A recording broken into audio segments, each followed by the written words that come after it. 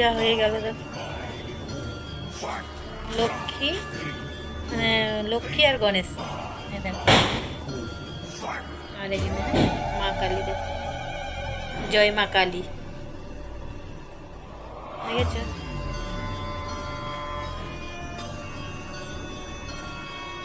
দেখো পূজা হয়ে গেল।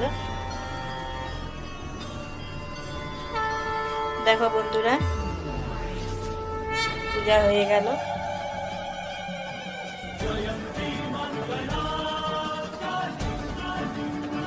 দেখো দিয়াগুলোও সাজিয়ে নিয়েছি, এবারে দিয়াগুলো দুয়ারে দুয়ারে দেবো, ঠিক আছে? দেখো হ্যাঁ বন্ধুরা, দেখো বন্ধুরা এবারে দিয়াগুলো দুয়ারে দুয়ারে রাখো। দেখো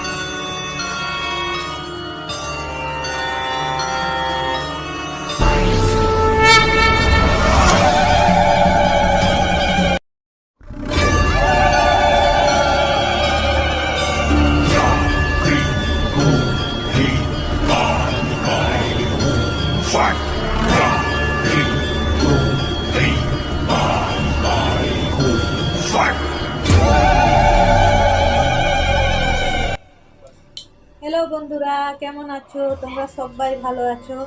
আমি আর একটা ব্লগ নিয়ে চলে এসেছি। কি ব্লগ নিয়ে এসেছি? ছোট্ট ব্লগ হবে, বেশি বড় করবো না, ঠিক আছে? আজকে তো দিওয়ালি, তাই সবাই ইউটিউবের বন্ধুদেরকে আর যারা ভাই বোন আর যারা বড়োদেরকে সবাইকে হ্যাপি দিওয়ালি, ঠিক আছে বন্ধুরা? সবাইকে আর যারা বড়োরা আছে তাদেরকে হ্যাপি দিওয়ালি, প্রণাম, ঠিক আছে? আর ছোটদেরকে অনেক অনেক ভালোবাসা, ঠিক আছে? সবাইকে হ্যাপি দিওয়ালি, ঠিক আছে?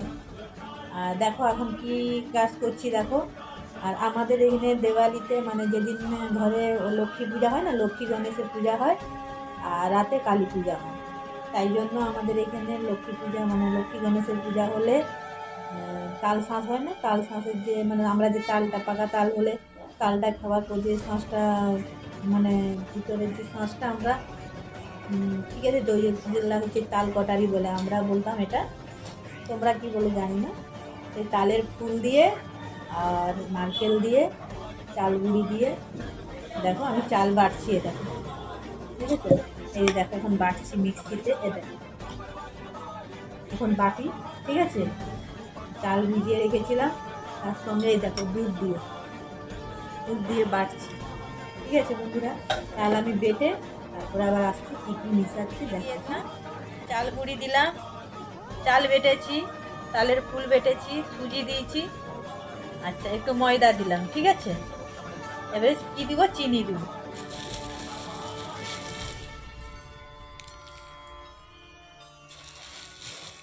যে যেরকম মিষ্টি খায় সেরকম দিবে। আমার একটু মিষ্টি আমাদের একটু বেশি খাই, বুঝলে? তাই জন্য আমার একটু মিষ্টি বেশিই দিই। আর সঙ্গে একটু